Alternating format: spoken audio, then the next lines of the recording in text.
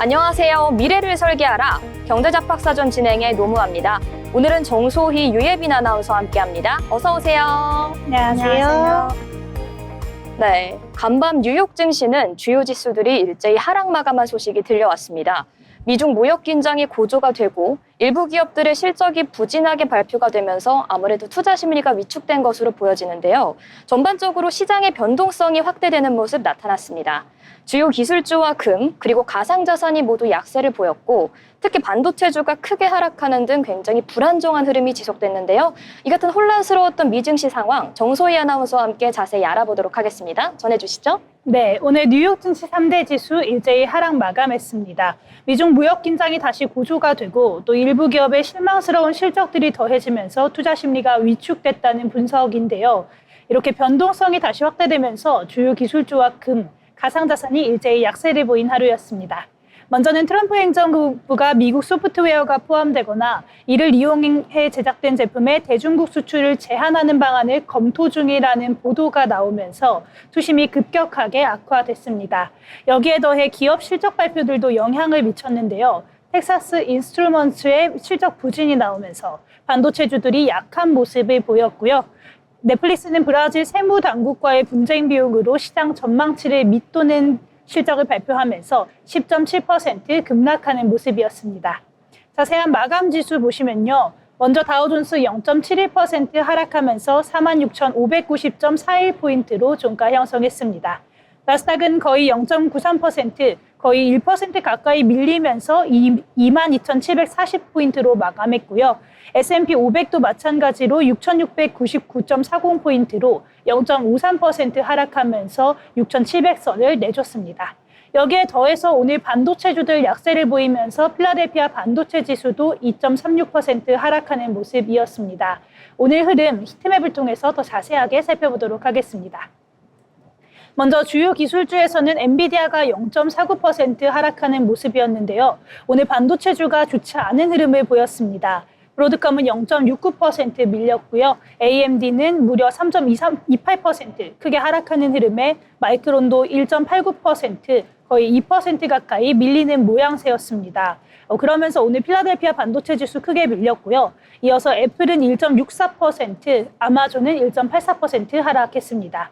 또 테슬라가 0.82% 떨어지는 모습이었고요. 반면 마이크로소프트와 알파벳은 소폭 상승했습니다. 오늘 왜 이런 움직임 보였는지 더 자세한 내용 글로벌 이슈와 함께 살펴보도록 하겠습니다. 먼저 오늘 시장을 움직인 가장 큰 요인은 미중 무역 갈등이었습니다. 미국 정부가 중국을 겨냥해 자국 소프트웨어 기반 제품의 수출을 광범위하게 통제하겠다라는 조치를 검토하자 투매가 나온 건데요.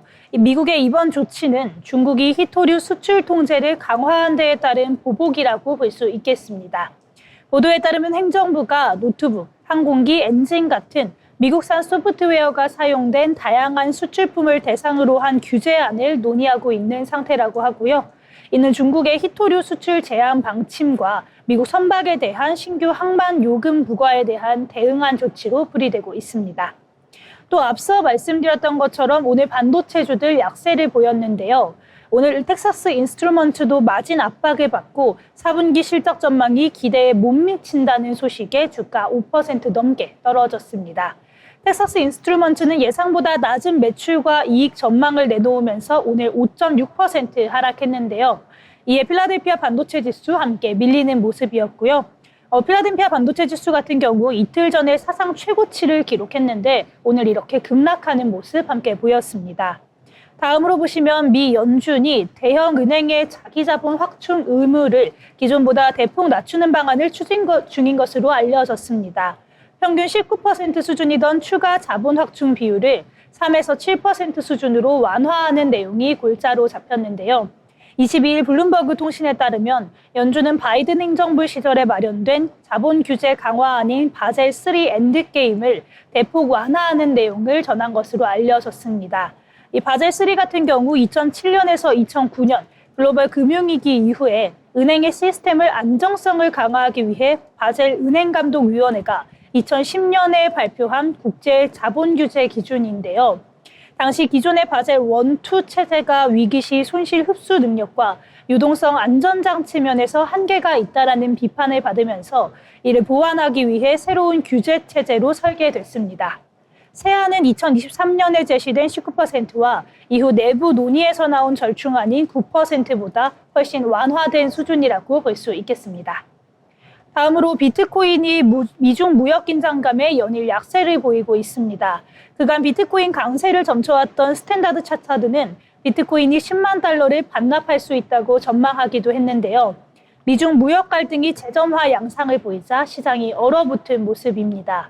미국 정부가 미국 소프트웨어가 포함되거나 이를 이용해 제작된 제품의 대중국 수출을 제한하는 방안을 검토 중이라는 보도가 나오면서 이 부분이 함께 밀리고 있는 것으로 보여집니다. 그럼 이어서 오늘 시장을 움직인 기업별 이슈도 함께 살펴보도록 하겠습니다. 먼저 테슬라 소식입니다. 테슬라 실적 발표를 앞두고 투자자들의 경계심이 커진 가운데 배터리 결함으로 인한 리콜 이슈까지 겹치면서 주가가 약세를 보였습니다. 이번 리콜은 배터리 팩, 컨넥터가 주행 중에 갑자기 열리면서 동력이 상실될 수 있다는 위험 때문인데요. 이 미국 도로교통안전국 자료에 따르면 미국 내 12,960세대가 대상이고 2025년형 모델 3 약 5,038대와 2026년형 모델 Y 7,925대가 포함될 것으로 보입니다. 결함은 멕시코 인티카 솔레노이드의 코일 단자 연결 불량에서 시작된 것으로 파악이 되고 있고요. 사전 경고 없이 동력 손실이 발생할 수 있어서 운전자에게 즉시 안전 정차 안내가 뜬다고 합니다. 또 테슬라는 이에 대해서 충돌 부상 보고는 없다라고 밝혔고 문제 컨택터를 결함 부품이 없는 인증 부품으로 무상 교체해줄 계획이라고 합니다. 실적과 품질 관리 리스크를 동시에 주목해봐야 하는 상황입니다. 다음으로 알파벳입니다. 알파벳은 구글이 양자 컴퓨팅을 한층 실용화할 수 있는 새 알고리즘 퀸텀 에코스를 공개했다는 소식을 전했는데요. 자사 윌로우 양자칩에서 구동되면서 세계 최상위 슈퍼컴퓨터 대비 약 13,000배 빠른 속도를 보였습니다. 무엇보다도 결과를 다른 양자 컴퓨터로도 교차 검증할 수 있는 이른바 검증 가능한 양자 우위를 하드웨어에서 처음 입증했다는 점이 핵심인데요. 구글은 이 기술이 분자 구조 분석을 통해 신약 개발과 신소재 탐색 같은 실제 산업 연구에 곧바로 쓰일 수 있다고 설명했습니다. 다음 애플 소식입니다. 영국 경쟁시장청이 애플과 구글을 모바일 플랫폼 분야 전략적 시장 지위 보유 기업으로 공식 지정했습니다. 위법 판단이나 즉각적 의무 부과는 아니지만 필요할 경우 공정 경쟁을 위한 개입 권한을 갖게 된다는 의미인데요. 한편 니케이 아시아 보도에 따르면 애플은 아이폰 에어 생산을 크게 줄이고 대신 아이폰 17과 아이폰 17 프로 물량을 늘리는 방향으로 조정 중이라는 이야기도 나왔습니다. 중국 외외 시장에서 에어의 반응이 기대에 못 미친 영향으로 풀이되고 있습니다. 마지막으로 GE 버노바 소식입니다. GE 버노바 오늘 3분기 실적을 발표했는데요. 전력과 전기화 장비 수요가 강하게 들어오면서 신규 주문이 크게 늘었고 또 매출은 약 100억 달러로 전년 대비 12% 증가했다고 밝혔습니다. 순이익은 흑자 전환했지만 EPS가 컨센서스를 밑돌면서 주가는 약세를 보였고요. 회사는 연간 가이던스를 상향하기보다는 재확인하는 데 그치면서 보수적인 기조를 유지했습니다. 네, 이렇게 오늘 미증시 마감 시황 함께 알아봤는데요. 오늘 확실히 불안정한 하루였습니다. 특히나 우려들이 겹치면서 시장이 얼어붙는 모습을 보였는데요. 내일은 또 어떤 장이 펼쳐질지 내일도 저희와 함께 하시면서 투자에 필요한 흐름들 체크해 보시기 바라겠습니다. 네, 이렇게 미증시 흐름 살펴봤는데요. 여러분, 장기적으로 현명한 투자를 하기 위해서는 증시뿐만이 아니라 각 기업이 갖고 있는 이야기와 가치도 심도 있게 살펴볼 필요가 있습니다. 숫자로는 나타나지 않는 기업의 숨겨진 가치를 자세히 알아보는 기업사전, 다음으로 넘어가 보겠습니다. 예빈 아나운서, 오늘은 어떤 기업 이야기 준비해 주셨을까요? 네, 오늘은 대한민국 재련 사업의 중심이죠. 고려아연을 소개합니다. 자동차 그리고 건설, 전자제품까지 우리 생활 속의 대부분 금속 제품에는 이 회사의 기술이 녹아있죠. 고려아연이 이제는 그 분야를 넘어 신재생 에너지로까지 넓혀가고 있습니다. 고려아연은 1974년 설립됐습니다. 서울 종로본사와 울산 온산재련소를 중심으로 운영되고 있는데요. 온산제련소에는 단일 제련소 기준으로 연간 80만 톤이 넘는 아연을 생산한다고 합니다. 이는 전 세계 생산량의 약 6%인데요.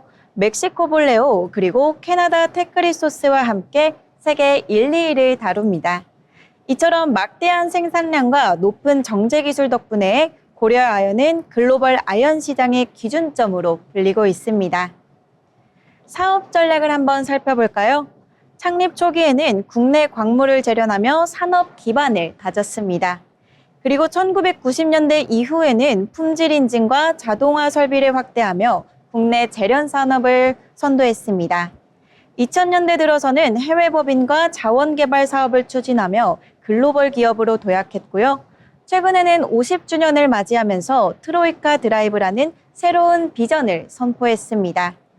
이전에는 재련 중심의 산업이었다면 지금은 신재생에너지, 자원순환, 2차 전지 소재 이 세 가지를 중심으로 친환경 프로젝트를 시행할 예정입니다. 고려아연의 대표 제품은 이름 그대로 아연인데요.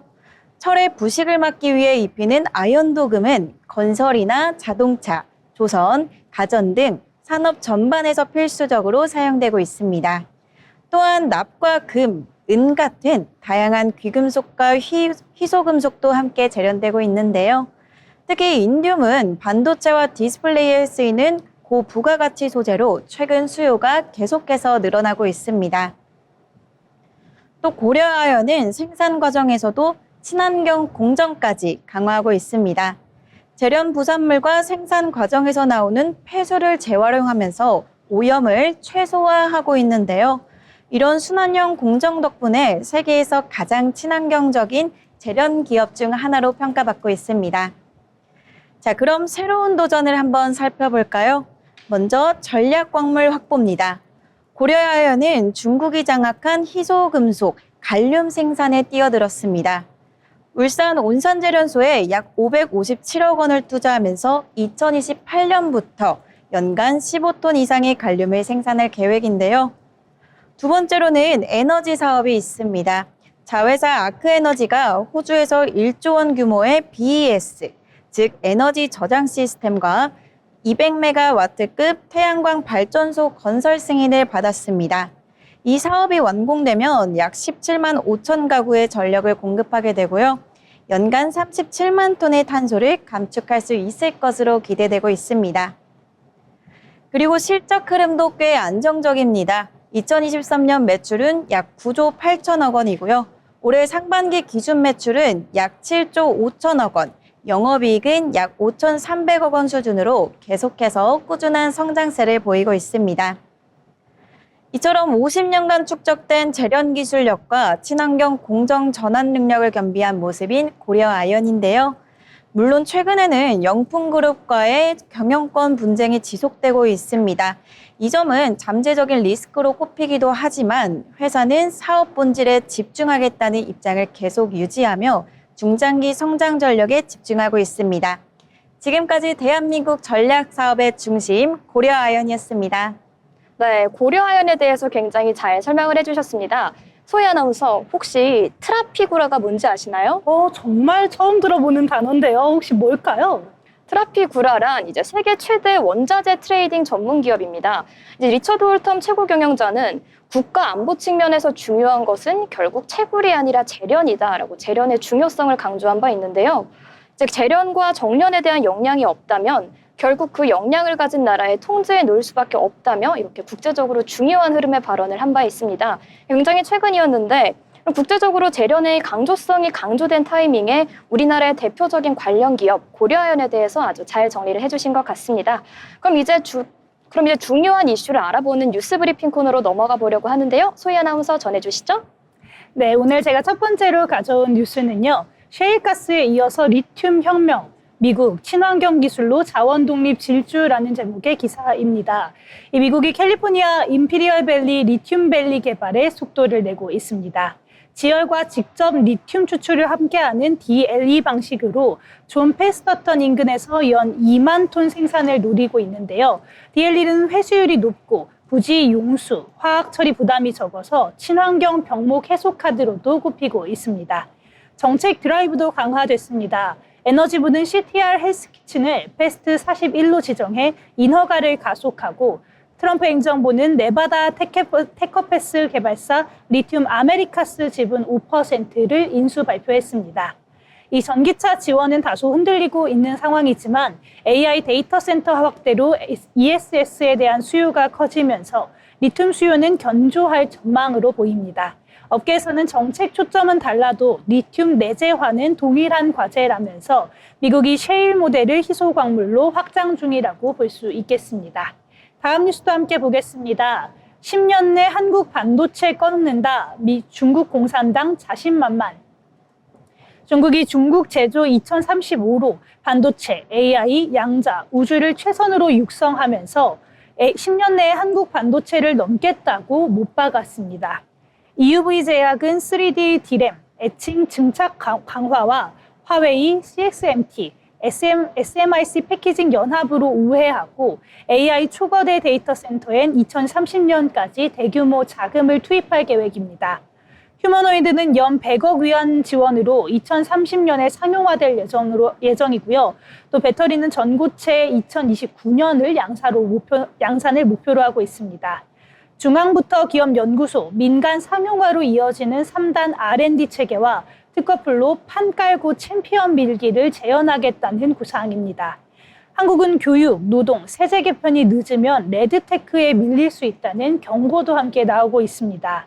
항저우에서는 딥시크, 유니트리 같은 6마리 용이 앞세워서 학생들까지 창업 자신감이 확산 중인 상황인데요. 또한 우주는 2035년 로켓 100% 국산화를 목표로 자립을 가속화할 예정이라고 합니다. 이 우주는 선택과 집중, 실행 중심의 국가 드라이브로 10년 빅피처를 현실화하겠다는 이야기로 볼 수 있겠습니다. 다음 뉴스도 함께 보겠습니다. 12년 만에 최대 낙폭 블랙 골드데이.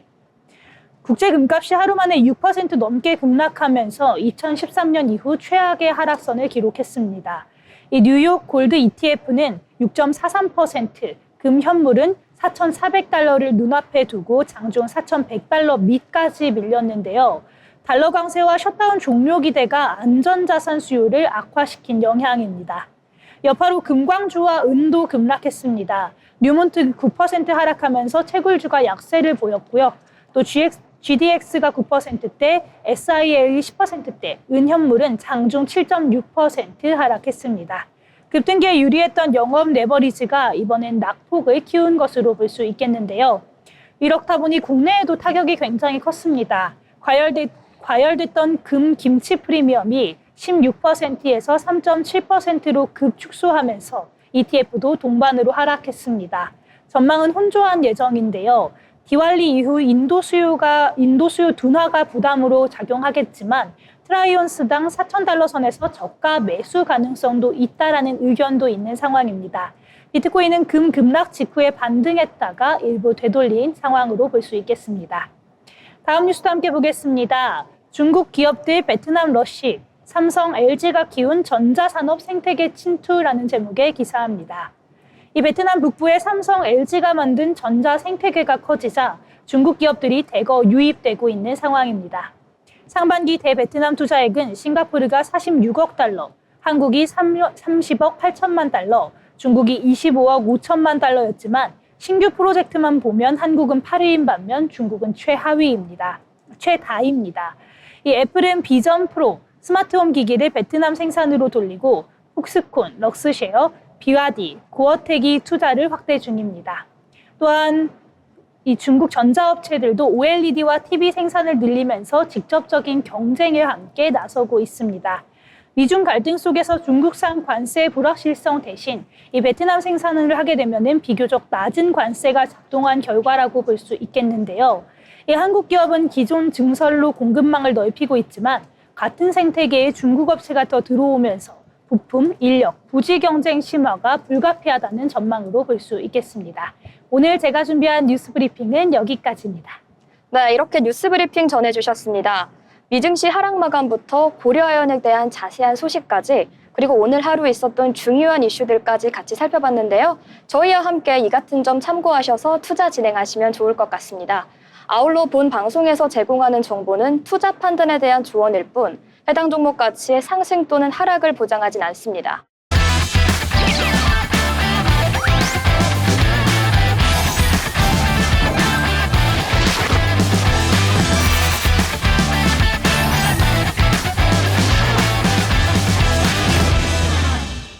네, 이번 시간은 투자의 고수가 되고 싶은 아나들이 경제 그리고 주식 이야기 나눠보는 시간입니다. 먼저 국내 증시 요약 상황부터 살펴보도록 하겠습니다. 오늘 양대 시장은 모두 하락 마감했는데요. 그렇지만 코스피가 23일 사상 처음으로 3,900선을 돌파한 의미 있는 날이기도 했습니다. 자세한 유가증권 상황 살펴보도록 하겠습니다. 오늘 코스피는 앞서 설명드린 것처럼 3,900선을 터치하긴 했지만 롤러코스터 장세를 보인 끝에 결국 하락 마감했습니다.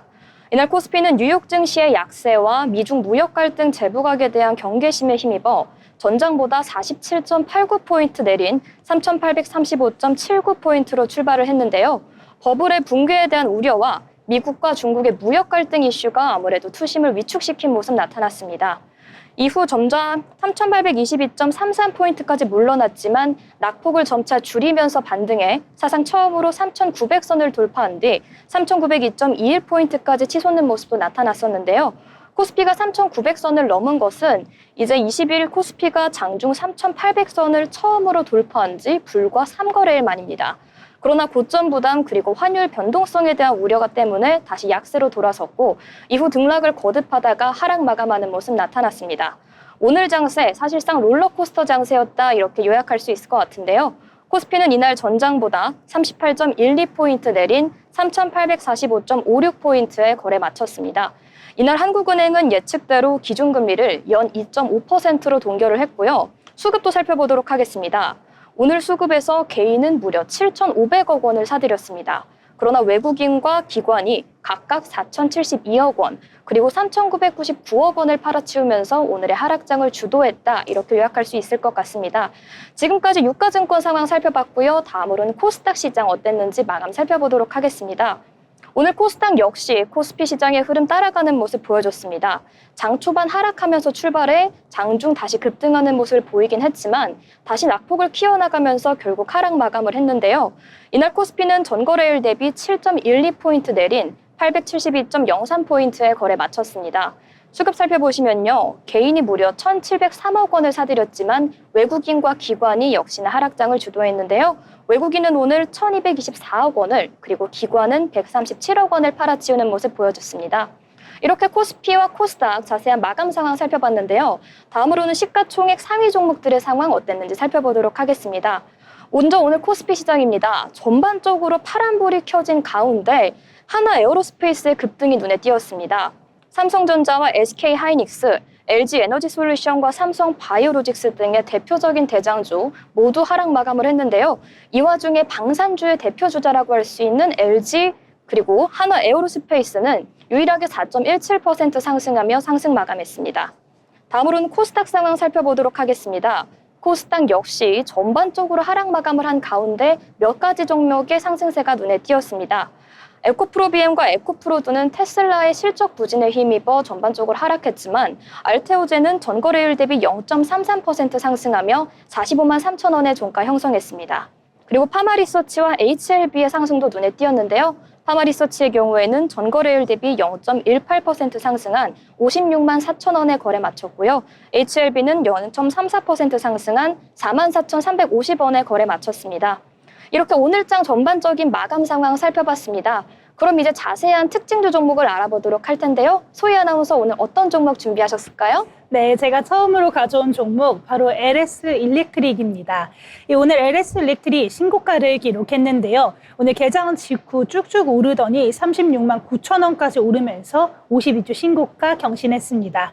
이 배경에는 증권사의 잇따른 목표 주가 상향이 있었는데요. 특히 LS증권이 43만 원, 대신증권과 SK증권이 각각 42만 원까지 목표 주가를 올렸습니다.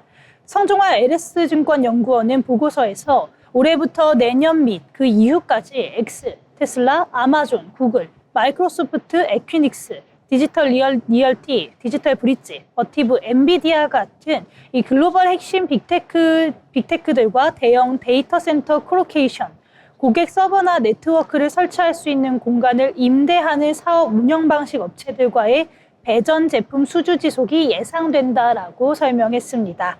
또 허민호 대신증권연구원도 4분기 이후 X 등을 포함해서 다수의 AI 데이터 센터 업체향 수배전 전력기기 이외에도 또 AI 데이터 센터의 주요 발전원으로 부각되고 있는 가스 엔진, 연료 전지, ESS한 전력기기 수주 확대가 예상된다라는 의견도 함께 덧붙여줬습니다.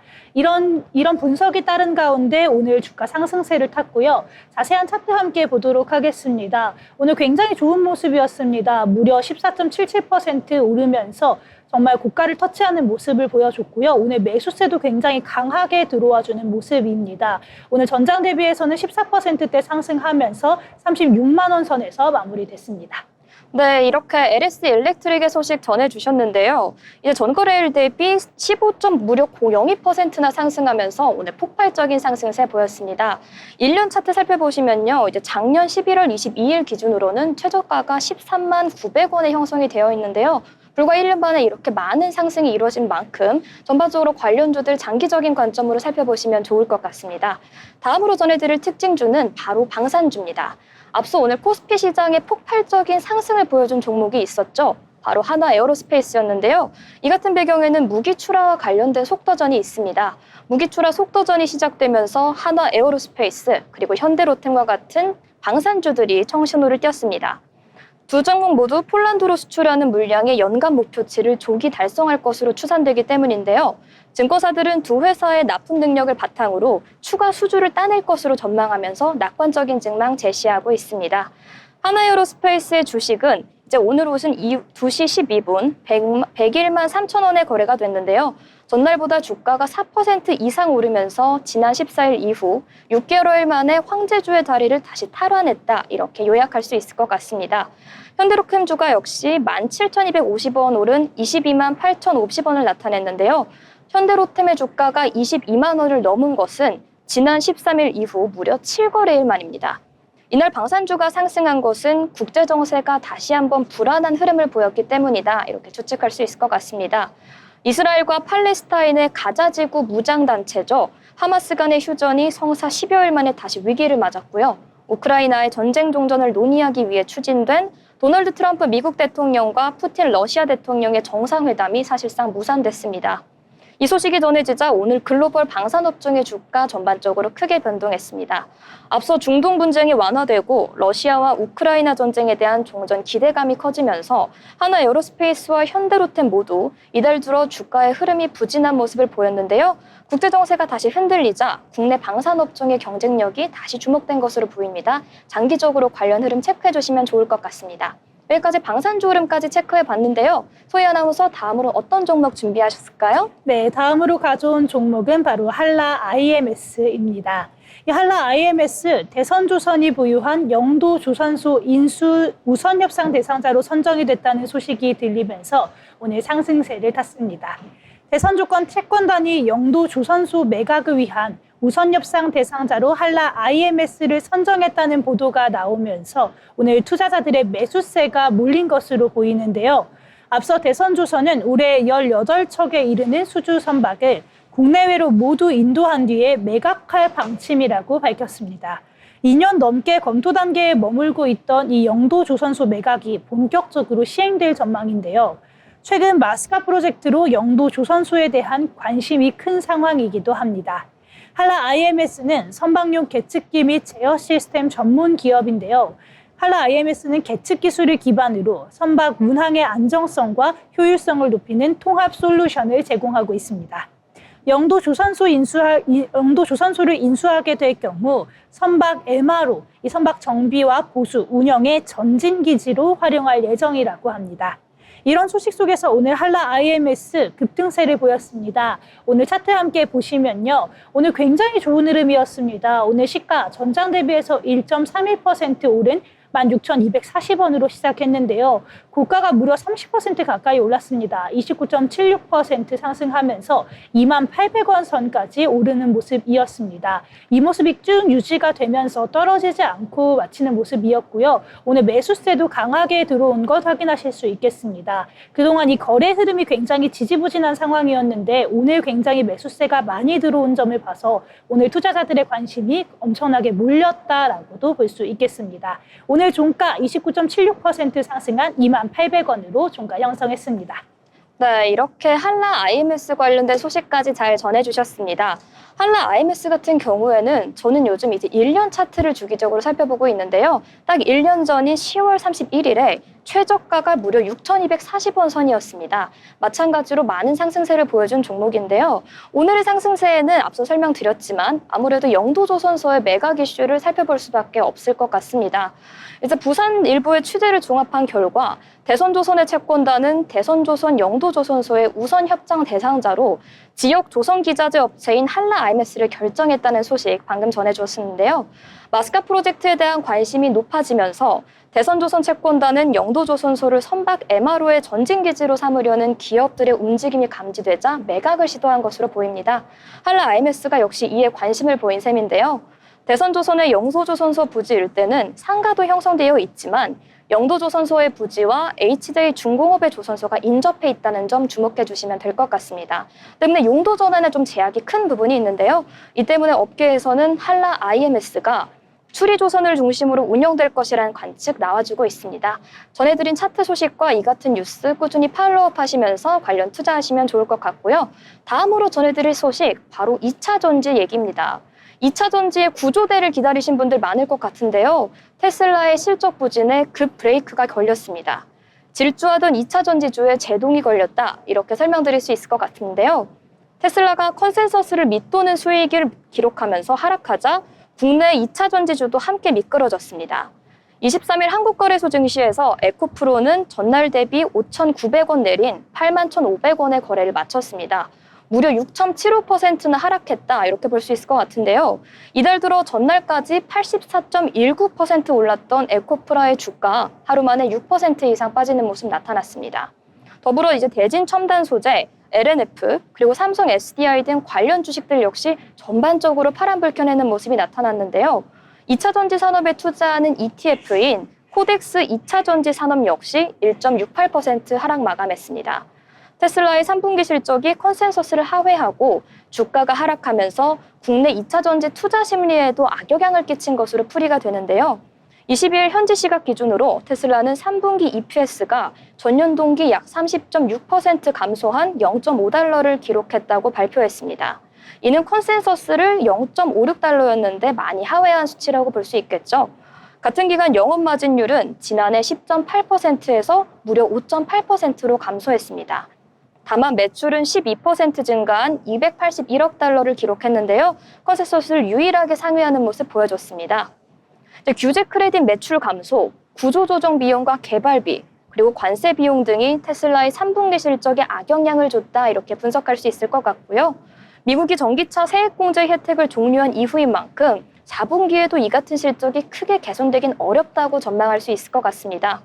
전문가들은 미국 전기차의 세액 공제 혜택 종료가 결국 국내 2차 전지 업체들에도 악영향을 줄 것이다 이렇게 풀이하고 있는데요. 미국 전기차 판매가 감소하면서 GM, 포드, 폭스바겐과 닛산 등 주요 업체들이 전기차의 생산을 줄이거나 결국 중단하고 있기 때문입니다. 이에 전기차용 배터리 재고 조정이 불가피해졌다 이렇게 볼 수 있을 것 같고요. 2차 전지 소재 업종에 대해 중립 의견을 유지한다는 전문가들의 의견 나오고 있습니다. 다만 전체 배터리 수요의 약 80%를 차지하는 전기차 배터리 수요가 둔화되고 있고 단기적으로는 회복 모멘텀이 부족하다는 전망 같이 나와주고 있다는 점 참고해 주시면 될 것 같습니다. 이렇게 2차 전지주의 하락세 소식까지 전해주셨는데요. 소희 아나운서와 함께 다음 종목 살펴보도록 하겠습니다. 어떤 종목 준비하셨죠? 네, 제가 마지막으로 가져온 종목 바로 LG화학입니다. LG화학 오늘 신고가를 기록했었는데요. 다만 마지막에 하락으로 전환하면서 하락 전환된 점은 체크해 보시면 좋겠습니다. 이 LG화학의 경우 주가가 지나치게 저평가됐다는 글로벌 펀드의 주장과 함께 일본 업체로부터 난임 치료를 위한 시험관 시술 장비를 도입해 국내 시장에 출시한다는 소식이 전해지면서 투심이 자극된 것으로 보여집니다. LG화학 상위 10대 장기주주이자 1% 이상의 지분을 보유한 영국계 행동주의 펀드 펠릭서 캐피탈은 LG화학 주식이 현재 국내 대기업 가운데 가장 저조한 수준인 순자산가치 대비 74% 할인된 상태로 거래되고 있다고 발표했습니다. 현재 약 69조 원에 달하는 잠재 가치와 괴리가 나타나고 있다는 분석인데요. 여기에 더해서 LG화학이 일본 업체로부터 난임 치료를 위한 시험관 시술 장비를 도입해 국내 시장에 출시한다는 소식을 전하기도 했습니다. 체외 수정 시술 제품 전문 기업인 일본 키타자토로로부터 난자와 배아 냉해동 솔루션, 난자 채취 장비, 또 배아 배양 관련 연구용품 같은 체외 수정 전 과정을 지원하는 장비를 도입할 예정이라고 합니다. 이번 장비 도입을 계기로 기존의 배란 유도제 중심의 난임 치료 사업을 시험관 시술 전반으로 확장할 것으로 보입니다. 회사는 누적 295만 건의 연구를 통해 생식세포 보존율이 입증된 냉해동 솔루션 제품을 국내에 선보일 예정이고요. 이를 통해서 보다 안정적이고 예측 가능한 시술 환경을 제공한다는 계획입니다. 이런 소식들 속에서 오늘 LG화학 날아올랐다가 날개가 꺾이는 모습이었습니다. 차트 함께 보시면요. 오늘 LG화학 굉장히 좋았습니다. 계속해서 상승세를 보이면서 신고가를 경신했는데요. 최고가 41만 5천 원까지 찍었지만 이 차트를 보시면은 계속해서 우상향을 하고 있다 보니 아무래도 차익 실현을 하려는 매물들이 조금은 몰린 것이 아닌가 이렇게 해석해 볼 수 있겠습니다. 이 매수세가 들어왔던 어제에 반해서 오늘은 매도세가 우위가 되면서 오늘은 조금은 하락하는 모습이었고요. 오늘은 1%까지는 빠지지 않은 0.9%대에서 38만 7천 원으로 마감했습니다. 네, 이렇게 LG화학과 관련된 소식까지 전해주셨습니다. 전거래일은 39만 1,000원 선에서 공가 형성했었고요. 오늘의 고가는 41만 5천 원 선에서 형성했다는 소식 짚고 넘어가시면 될 것 같습니다. 한편 LG화학은 최근 업황 부진에 시달리고 있는 상황이었습니다. 미국 보조금의 폐지에 따른 전기차의 수요 전망치가 하향 전환됐기 때문인데요. 더군다나 주력인 석유화학 및 전지 소재 부분의 불황이 계속해서 지속됐기 때문입니다. 이러한 부정적인 흐름도 있지만 호재도 같이 하고 있다는 점 참고하셔서 투자 진행하시면 될 것 같습니다. 네, 이렇게 특징주 종목까지 정리를 해보았는데요. 저희 함께 하시면서 알찬 포트폴리오 구성하시면 좋을 것 같습니다. 다음으로 저희는 알차고 재미있는 인물의 이야기를 들어보는 시간, 인물록으로 넘어가 보려고 하는데요. 예빈 아나운서, 오늘은 어떤 인물에 대한 이야기 준비하셨을까요? 네, 인생에서 때로는 가장 어려웠던 순간이 가장 빛나는 순간으로 바뀔 때가 있습니다. 오늘은 세계 여행의 패러다임을 바꾼 인물이죠. 에어비앤비의 브라이언 체스키를 소개합니다. 1981년 뉴욕에서 태어난 브라이언 체스키는 로드아일랜드 디자인 스쿨을 졸업한 산업 디자이너 출신입니다. 그의 인생은 2007년 샌프란시스코의 작은 아파트에서 바뀌게 되는데요. 26세였던 그는 당시 직장이 잘 맞지 않는다는 이유로 오랜 시간 실직 상태였습니다.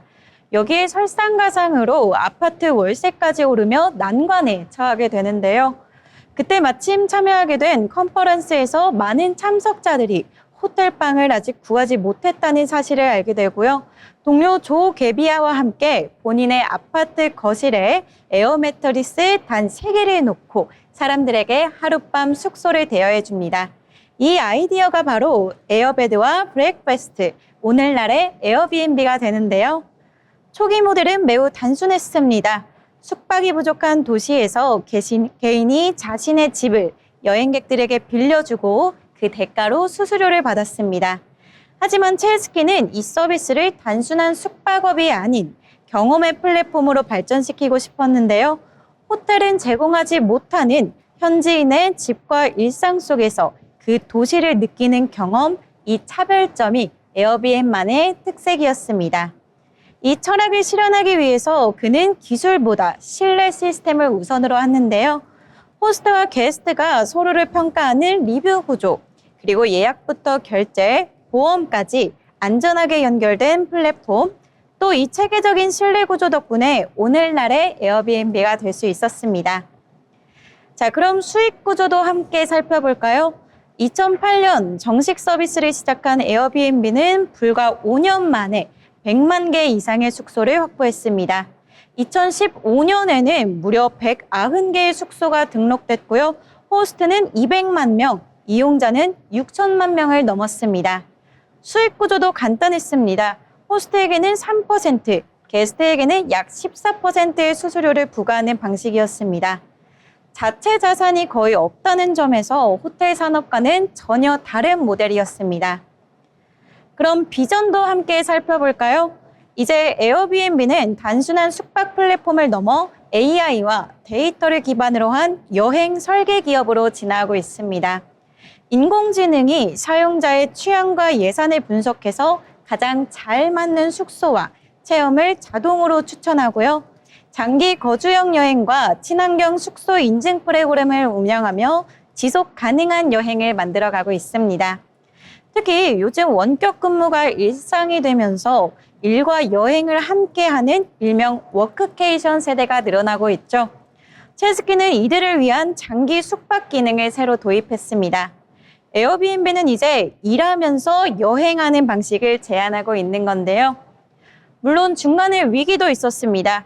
2020년 팬데믹은 숙박업계에 큰 위기로 다가왔었죠. 전 세계 여행이 멈추며 매출이 80% 급감했고요. 체스키는 전체 직원의 25%를 감원해야 했습니다. 그는 이 시기를 다시 기본으로 돌아간 시간이라고 생각했는데요. 모든 비핵심 사업을 정리하고 또 숙소 중심 구조를 유지한 채 운영을 효율화시켰습니다. 그 결과 위기가 끝난 뒤 에어비앤비는 빠르게 반등할 수 있었는데요. 2023년 에어비앤비 매출은 99억 달러, 순이익 47억 달러를 기록하며 창사 이래 최고 실적을 낼 수 있었습니다. 브라이언 체스키는 이렇게 말했습니다. 우리가 파는 것은 방이 아니라 사람과 사람의 연결이다. 이처럼 그의 경영 철학은 언제나 경험과 신뢰에 기반했는데요. 지금까지 세계 여행의 패러다임을 바꾼 CEO 브라이언 체스키였습니다. 네, 에어비앤비를 애용하는 입장에서 정말 흥미롭게 들었습니다. 이어서 복잡한 리포트를 알기 쉽게 풀어드리는 리포트 브리핑 시간입니다. 소희 아나운서 어떤 리포트 준비하셨을까요? 네, 오늘 소개해드릴 리포트는요. 유진투자증권의 탈중국 청구서 21세기 연금술 히토류입니다. 최근 미국 정책 무게가 가격보다 안보 쪽으로 옮겨가면서 핵심 광물 확보가 국가 과제가 됐는데요. 그 과정에서 중국이 사실상 장악한 히토류 공급망이 글로벌 산업의 약한 고리로 드러났다는 분석입니다. 미국은 내재화의 속도를 내고 있고 중국은 채굴부터 정제, 분리까지 전 단계 우위를 바탕으로 수출 통제를 지렛대로 쓰고 있는데요. 오늘은 왜 히토류가 21세기 연금술로 불리는지 또 수급 변화와 투자 포인트까지 천천히 정리해 보도록 하겠습니다. 먼저 히토류가 뭔지부터 짚어봐야겠죠. 히토류는 난탄 계열의 스칸듐, 이트륨을 더한 17개 원소군인데요. 전기차 구동 모터나 투풍력 터빈 같은 연구자석, 레이저, 형광제, 촉매, 항공우주 합금까지 쓰임새가 굉장히 넓습니다. 땅속에 전혀 없는 건 아니지만 원소별로 고순도로 뽑아내는 분리 정제가 까다롭고요. 또 환경 규제가 세다 보니 실질적인 공급이 제한적입니다. 그래서 조금만 필요해도 없으면 제품을 못 만든다라는 점이 중요하겠습니다. 팬데믹을 거치면서 미국은 제조 기반의 빈틈을 크게 체감했습니다. 지금의 보유 무역은 무역 적자를 줄이기보다는 재산업화에 초점이 맞춰져 있습니다. 관세나 보조금을 넘어서 우선 이행 명령, 또 장기 구매 보장, 필요하면 정부가 기업 지분까지 들어가는 방식이 쓰여지고 있는데요. 히토류와 같은 핵심 광물은 이 변화의 최전선에 서 있습니다. 가격 논리보다는 안보 논리가 앞서면서 이 히토류는 사실상 전략 물자처럼 관리되고 있는 분위기입니다. 공급적인 측면도 보겠습니다. 중국은 매장량뿐만 아니라 채굴 그리고 난이도가 높은 정제 분리 공정에서 압도적인 영향력을 갖고 있습니다. 특히 중히토류 산지와 분리 기술을 바탕으로 글로벌 분리 공정 대부분을 담당하고 있는 상황이고요. 중국의 가격 조정이나 수출 통제가 실제 레버리지로 작동할 수 있습니다. 일부 자석 관련 품목 통제가 강화될 때마다 서구 제조사들이 바로 압박을 받는 장면이 반복되고 있는데요. 한마디로 중국이 방아쇠를 당기면 이 서구의 제조 라인들이 흔들릴 수 있는 상황이다라는 이 리스크가 상수로 남아 있습니다. 미국은 국방 물자 생산법 같은 수단을 동원해서 생산 능력을 확충하고 또 정부의 직접 매입과 가격 하한 보장, 장기 오프 태스크를 묶어서 내재화를 밀어붙이고 있는 상황입니다. 네바다 마운틴 패스 사례처럼 채굴, 분리, 자석으로 이어지는 밸류 체인을 한 덩어리로 복원하려는 흐름이고요. 과거의 전략 물자 증산 때처럼 정부가 수요 안전판을 만들고 민간이 증서를 맡는 방식이 다시 돌아왔다. 이렇게 보시면 이해가 쉬울 것 같습니다. 다만 본토 개발만으로는 속도가 안 날 텐데요. 그래서 그린란드, 호주, 캐나다, 유럽, 아프리카의 우호국 프로젝트와 엮어서 오프쇼어 내재화를 내세웠습니다. 북극 항로와 안보 라인이 겹치는 그린란드는 자원 잠재력과 전략 거점을 동시에 갖춘 사례로 자주 언급이 되고 있고요. 환경 인허가 리스크를 분산하면서 안정적 조달 루트를 확보하려는 시도라고도 볼 수 있겠습니다. 수요 쪽은 생각보다 단단합니다. 전기차와 풍력 같은 연구 자석 수요, 또 정밀 무기 유도 같은 국방 우주 분야, 그리고 데이터 센터 전력 효율과 연결된 자석 부품 생태계까지 쭉 이어지고 있고요. 반면 공급 병목은 채굴보다 분리 정제 단계에 크고 환경, 자본, 규제 장벽 때문에 증설 속도는 느린 상황입니다. 그래서 투자 관점에서 보면은 구조적으로 부족한 금속, 기술 장벽이 높은 공정 같은 거나 또한 정책 레버리지가 붙는 플레이어에 초점을 맞추면 어떨까 하고 보고서에서는 제안하고 있고요. 단기 가격은 조금 흔들리더라도 병목 공정과 장기 계약이 보이는 기업은 하방이 단단한 업사이드다라고 볼 수 있겠습니다. 이 기업을 볼 때는 채굴과 정제, 분리와 자석 부품으로 나눠서 보시는 게 좋겠는데요. 미국 내 채굴 분리 복원, 호주 같은 비중국권 대체 공급축, 또 중국 내 국유계 재편축이 서로 다른 정책 가격 이벤트에 반응하기 때문입니다. 이렇다 보니 전략 포인트가 굉장히 분명합니다.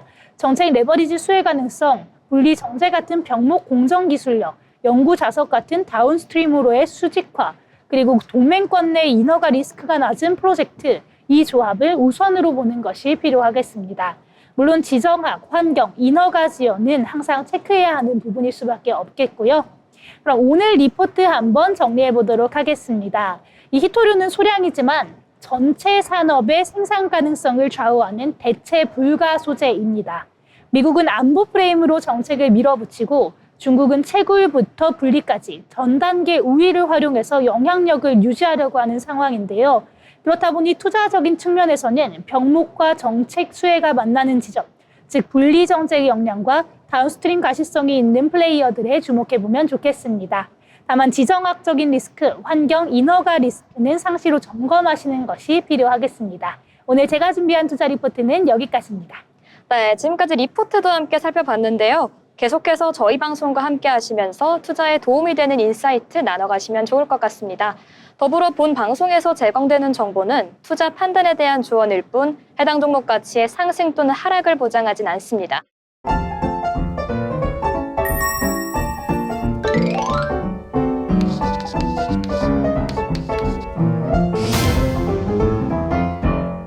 네, 오늘 장을 한 줄로 요약해보는 한 줄 평 시간입니다. 오늘은 정말 짧고 간단하게 정리해 보려고 하는데요. 소희 아나운서 오늘 장 어떻게 생각하실까요? 네, 저는 오늘 장 2보 전진을 위한 1보 후퇴 이렇게 얘기해 보겠습니다. 우리 4,000피를 향해서 가는 그날까지 함께 해보면 좋을 것 같습니다. 네, 감사합니다. 예빈 아나운서는 오늘 장 어떻게 보셨을까요? 네, 저는 오늘 살얼음판을 걷는 그런 하루였던 것 같습니다. 미국 금리도 불안정했고 또 국제 금 가격도 낙폭했잖아요. 앞으로 더 신중하게 봐야겠습니다. 네, 두 분 다 굉장히 깔끔하게 잘 요약을 해주셨는데요. 오늘 미증시와 국내 증시 모두 하락 마감을 하긴 했지만 코스피 사상처 3,900 돌파, 그리고 방산주의 급등 등 입가에 미소를 띄울 만한 이벤트도 함께했습니다. 그러나 언제나 일희일비하지 않기 이벤트 전해드리면서 오늘 방송 마무리하도록 하겠습니다. 시청해주신 여러분 고맙습니다.